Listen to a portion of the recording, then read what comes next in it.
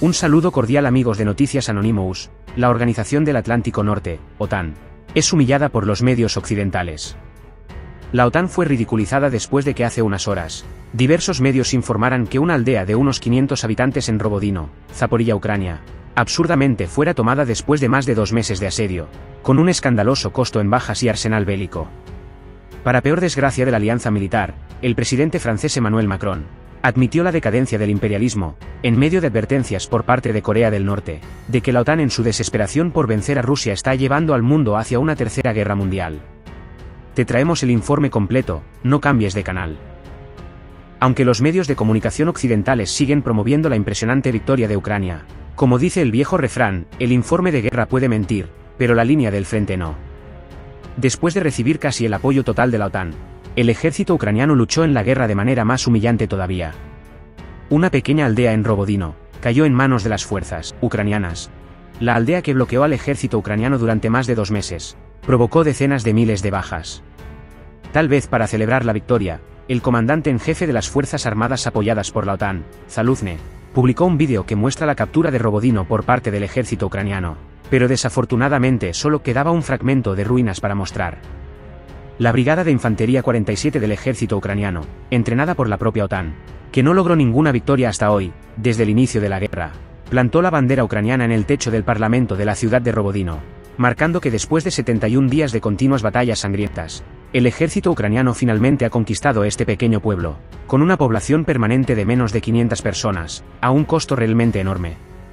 Cuando la Brigada 47 de Infantería ocupó completamente Rovodino, la brigada luego de la feroz batalla debería estar descansando en la retaguardia. Sin embargo, el comandante del ejército ucraniano, Zaluzhne, insistió a las tropas exhaustas a que planten en el día la bandera ucraniana en el ayuntamiento de Rovodino, convirtiendo la ocupación en todo un acto ceremonial. Estos méritos impuestos son probablemente un triste consuelo para este ejército que ha estado luchando aquí durante bastante tiempo. Los militares ucranianos que constantemente informan a sus patrocinadores de la OTAN, seguramente presumirán del avance como un gran logro. Sin embargo, después de la supuesta gran victoria, inmediatamente los medios de comunicación de los Estados Unidos y el Reino Unido les echaron un balde de agua fría. El New York Times, el Daily Telegraph y otros medios de comunicación informaron de que el ejército ucraniano hizo algunos progresos en el frente de Zaporozhye, pero la pérdida de mano de obra y equipo fue increíblemente grande.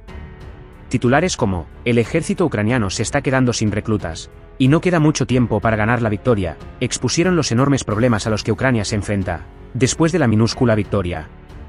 Según el New York Times, las Fuerzas Armadas ucranianas acumulan 70.000 muertos y otros 100.000 heridos.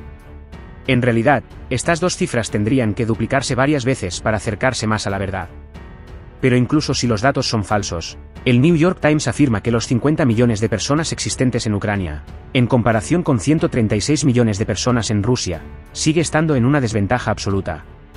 Por lo que en el ejército ucraniano, está apareciendo poco a poco un fenómeno extraño: hay más equipo que personas. No solo se están agotando los soldados, Occidente cree que lo más crítico es que el tiempo de Ucrania se está acabando. Dentro de 1 o 2 meses, con la pérdida de cada vez más equipo y la llegada de la temporada de lluvias, la eficacia en combate del ejército ucraniano está destinada a disminuir aún más, y su capacidad ofensiva solo se debilitará. Si el ejército apoyado por la OTAN no es capaz de romper las defensas rusas, entonces Rusia aprovechará el campo de batalla hecho un lodazal, para fortalecer mucho más sus defensas, y así el año que viene, podrá vaciar las finanzas de Ucrania o de la alianza militar más eficazmente. En lo que respecta a Rovodino, en Zaporilla, el ejército ruso prepara un escarmiento para las fuerzas de la OTAN. Las brigadas 58, la brigada 42 de División de Infantería Motorizada, la 7ª División Aerotransportada, la 810 Brigada de Infantería Naval de la Guardia, y los regimientos de Infantería Motorizada 1430 y 1441, así como 2 brigadas especiales de élite del ejército ruso, la 22 y la 45, se han reunido en Novi Prokopivka para realizar un contraataque certero. En esa línea, hace unas horas, el ex asesor del expresidente ucraniano Leonid Kuchma, Oleg Shoshkin, ha admitido que las Fuerzas Armadas de Ucrania no solo fracasaron en su contraofensiva, sino que también son incapaces de contrarrestar la ofensiva rusa en el frente de batalla. Textualmente declaró, no hay ninguna contraofensiva como tal, ha dicho el exfuncionario en un vídeo publicado este domingo en su canal de YouTube. En este sentido, ha indicado que hay una enorme amenaza de pérdida de las ciudades ucranianas de Kupiansk, Kharkov, Marinka, Liman, Avdiivka, todas ubicadas en el este del país eslavo, durante la llamada contraofensiva ucraniana.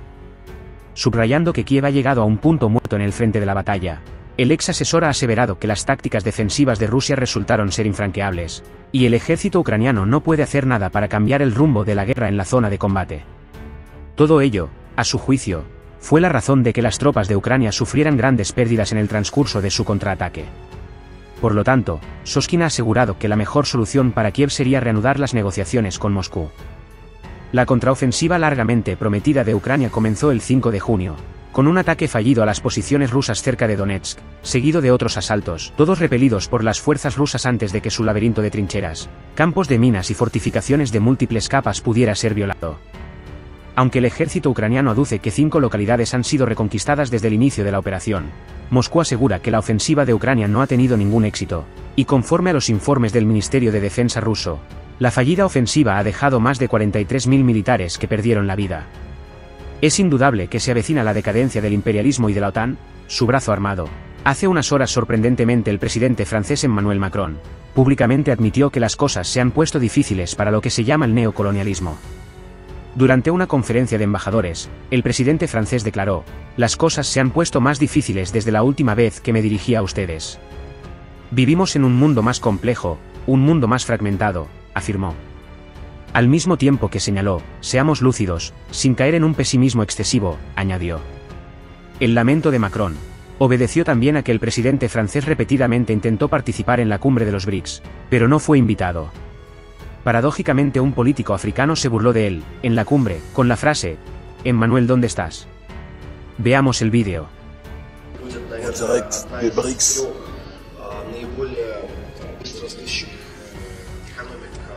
Je cherche Emmanuel Macron, mais je ne le trouve pas.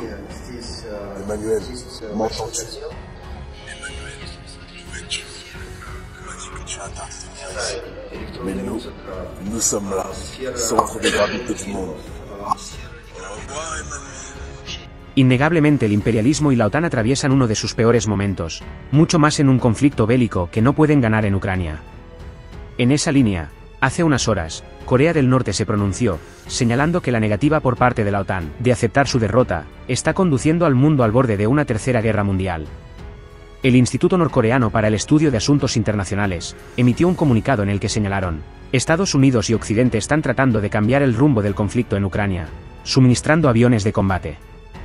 La realidad muestra claramente que Estados Unidos es el instigador, que obliga a sus satélites a suministrar diversas armas mortíferas a Ucrania, bloqueando una solución pacífica al conflicto y hundiendo a toda Europa en el abismo de una terrible guerra nuclear. Enfatizaron que la justa comunidad internacional, incluida la República Popular de Corea del Norte, condenan y rechazan enérgicamente el suministro de armas mortales por parte de Estados Unidos y Occidente a las autoridades títeres de Zelensky como un hecho antihumano, añade el comentario. Según los expertos del instituto, los cazas F-16, en los que Estados Unidos y Occidente depositan grandes esperanzas, serán eventualmente exhibidos por Rusia en una exposición en honor a la victoria como los próximos trofeos militares. Y esto es solo cuestión de tiempo.